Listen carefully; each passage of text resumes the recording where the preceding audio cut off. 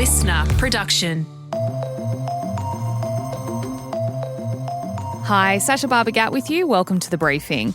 Usually at this time of year, global news starts to slow down. But a fortnight ago, the government of France collapsed. Yesterday, Germany's government followed suit. And as we speak, the government of Canada seems to be just on the brink.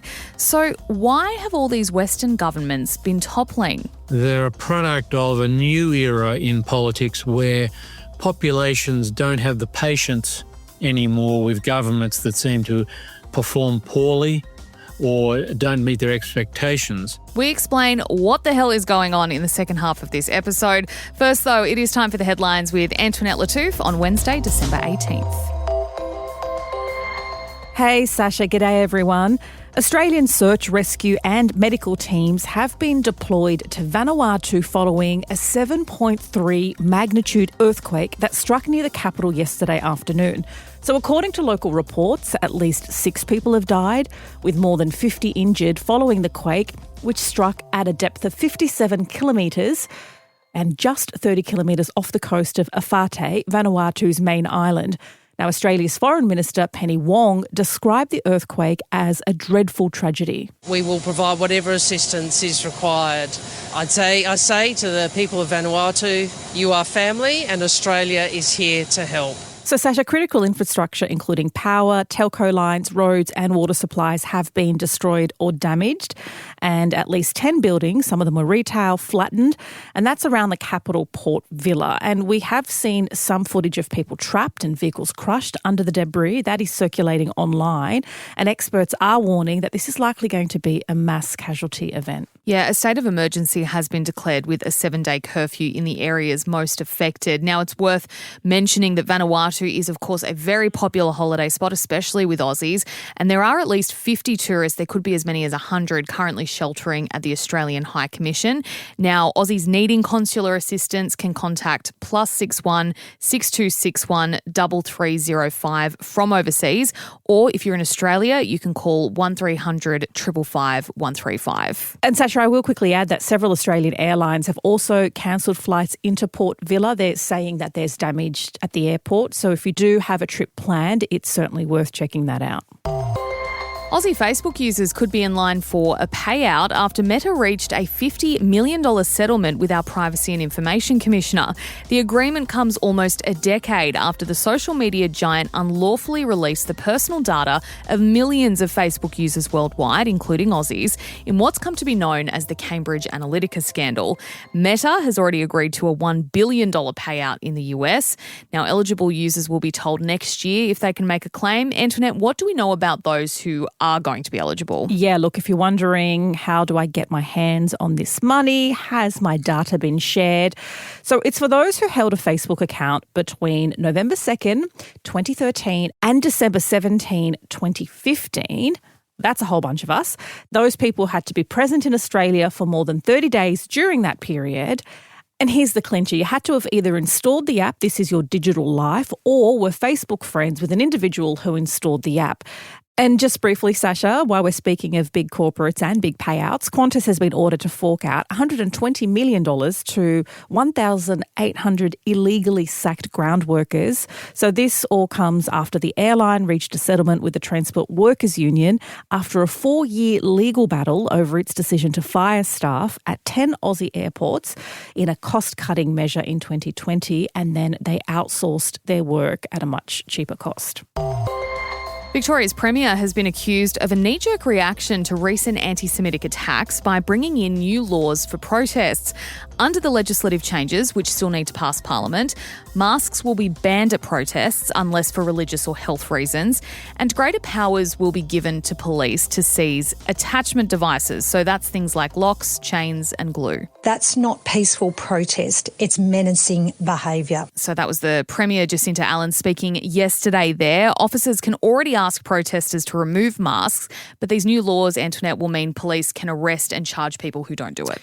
Look, a spokesperson from the Human Rights Law Centre is concerned, the new rules for attachment devices will be used to target climate activists who often glue or secure themselves to structures in peaceful protest. And Sasha, I think it's important to point out that this is part of a broader crackdown in Australia on protesting, which, as we know, is a civil liberty. Over the past 2 decades, 49 laws affecting protest have been introduced in federal, state and territory parliaments. These anti-protest laws have largely been to come down on climate change protesters, but now have their sights on those opposing the ongoing harm inflicted on Palestinians. Nasser Mashni from the Australia-Palestine Advocacy Network has labelled it a knee-jerk reaction to the firebombing attack at a Ripponlea synagogue. We need to be talking to everyone. We are the Australian Palestinian community just as Australian, Victorian, Melburnian as anybody else. That's Nasser on the ABC there. It is also important to note that the culprits are still at large. We don't know anything about them, including whether they've ever attended a protest. Yeah, and the state government is also considering setting up or enforcing exclusion zones around places of worship during protests. Now, often with marches, they'll just happen to go past that. So There's a question as to whether this is almost a permit system without bringing in a permit system to be like, oh, well, you want to go there? You're going to have to apply to do it. Look, my thinking is the government could tighten laws and speed up action on what people are actually protesting about, like AKA climate change and the ongoing atrocities that are being live streamed on our phones, or they could demonise protesters and change more laws. And it seems like a trend of doing the latter. And huge news for fans of this little Aussie icon.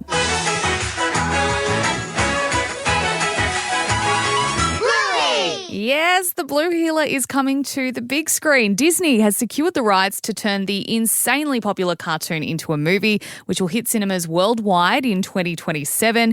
It'll then be available to stream on Disney Plus and ABC iView. Now, Bluey is considered the most successful TV show in Australia. So this comes after its 2023 season, which netted 11 million viewers all up.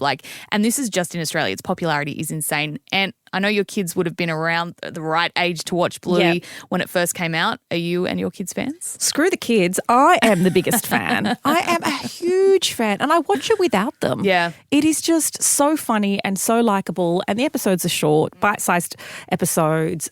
But as you mentioned, obviously hugely popular in Australia, hugely popular in my household. But Bluey is the number one most watched show of all shows in the United States for 2024. And I know when my sister was travelling overseas with her kids, they bumped into an American family in the car park, and my sister got talking with the other mum. And then her children were talking to my sister's children, and they turned around to their mum and they're like, "Mum, they talk like Bluey."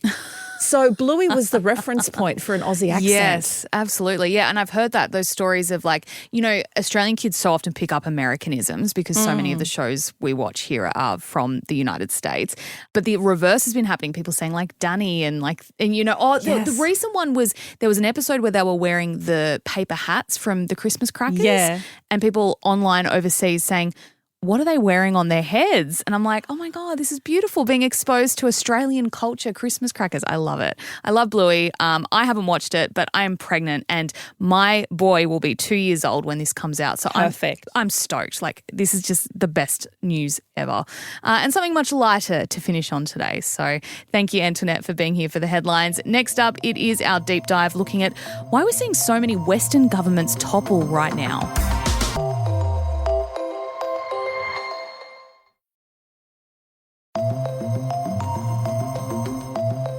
Hey, Bension here. Can someone tell me what the hell is going on? I'm sorry, but less than 2 weeks ago, the government of France collapsed. That was this dramatic no-confidence motion passed by French Parliament. Yesterday, Germany's government also collapsed. And as I record this, the government of Canadian Prime Minister Justin Trudeau may be on the brink of its own stunning collapse.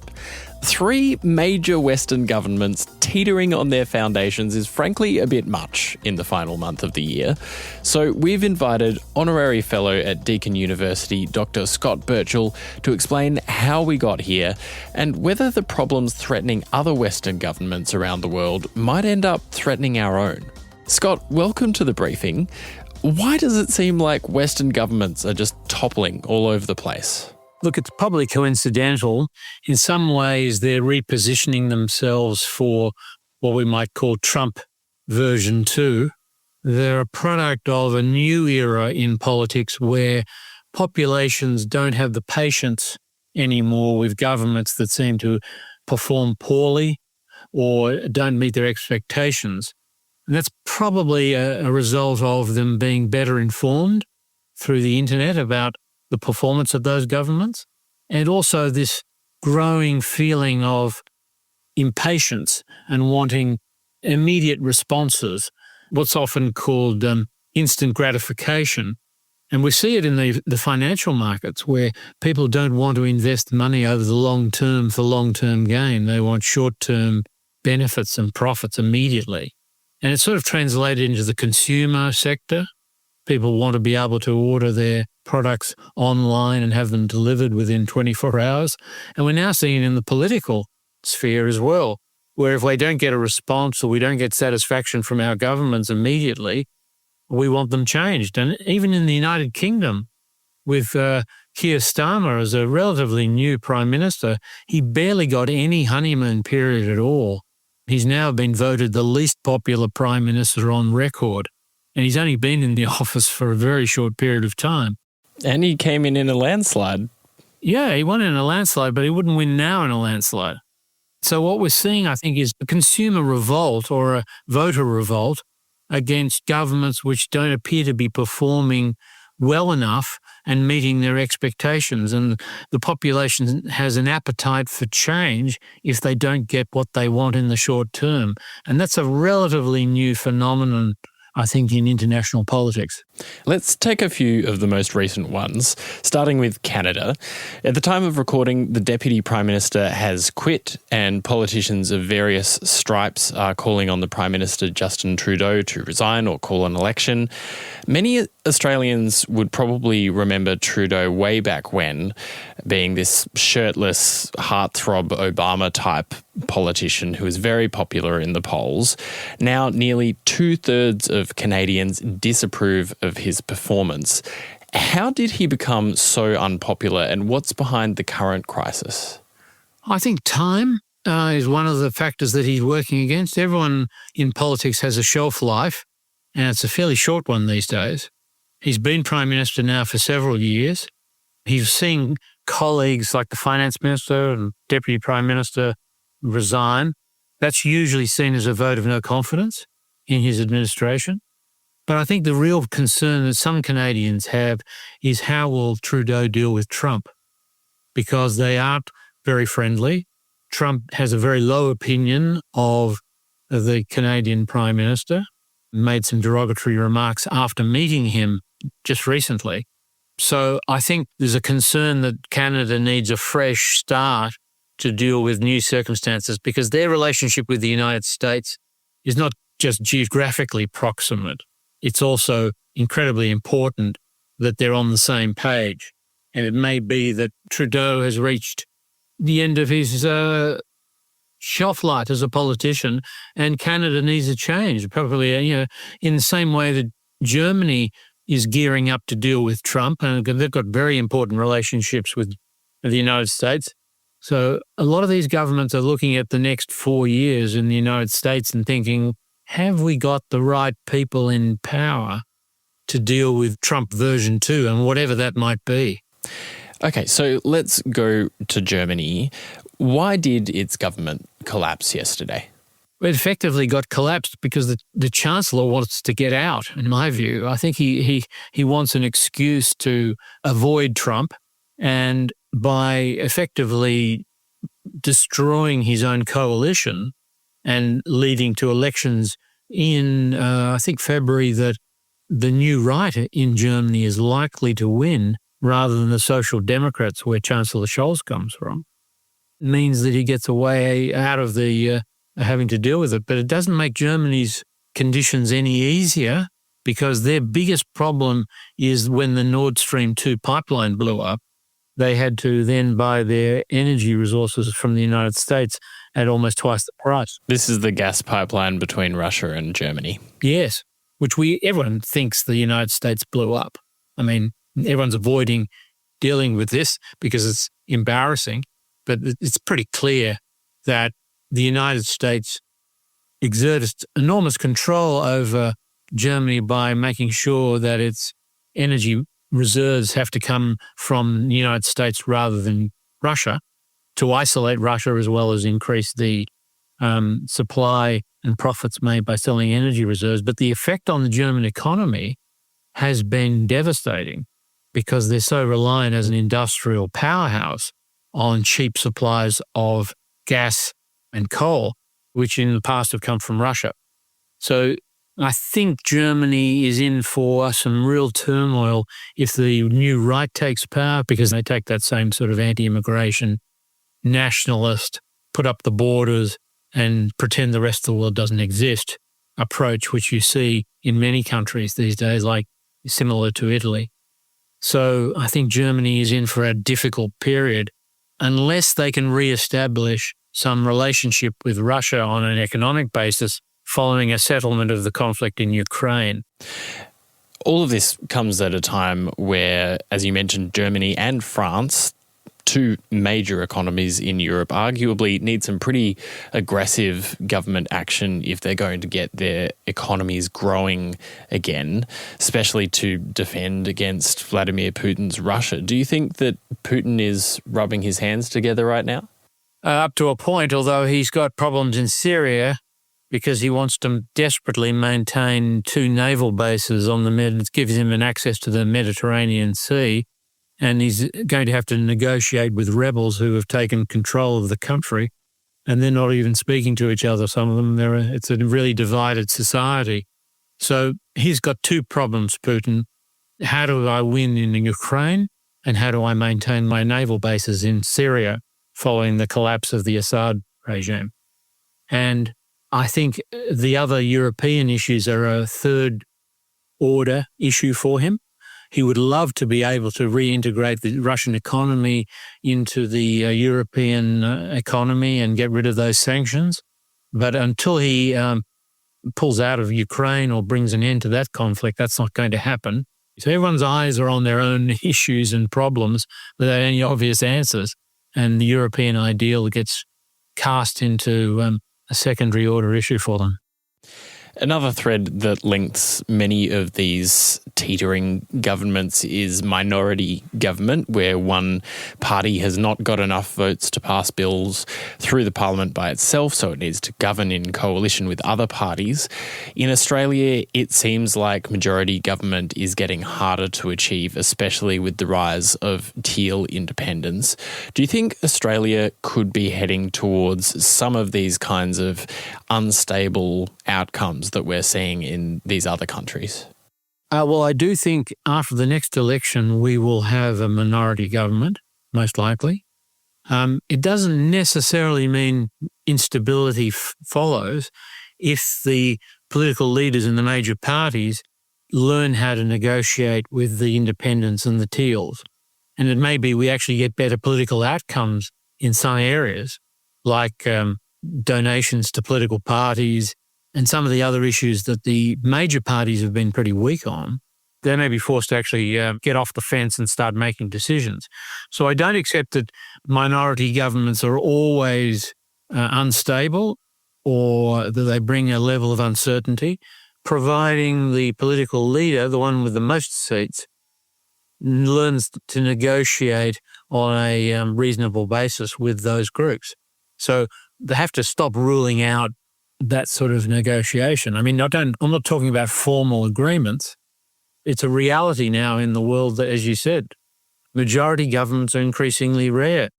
I think we've all felt a bit of whiplash with so many governments sort of collapsing over a period of only a few weeks. Are there any others that seem to be at risk right at this moment?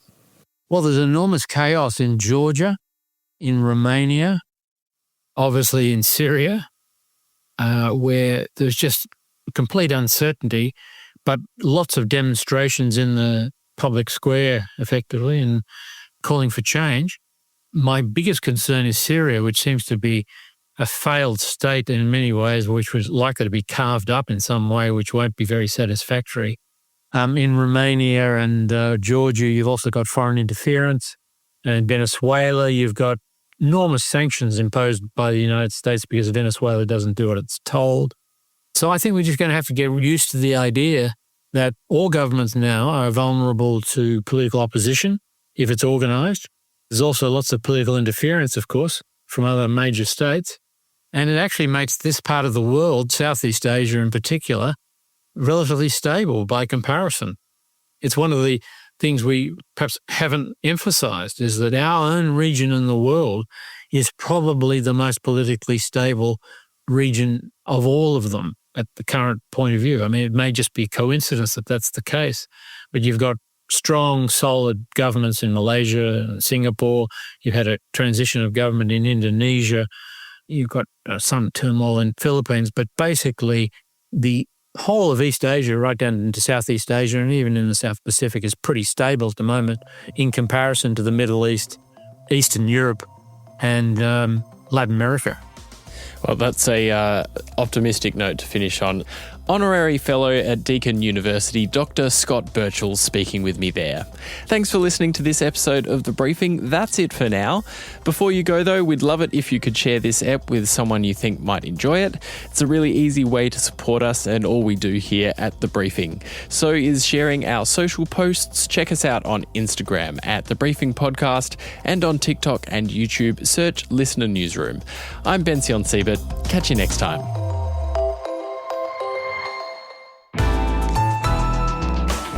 Listener.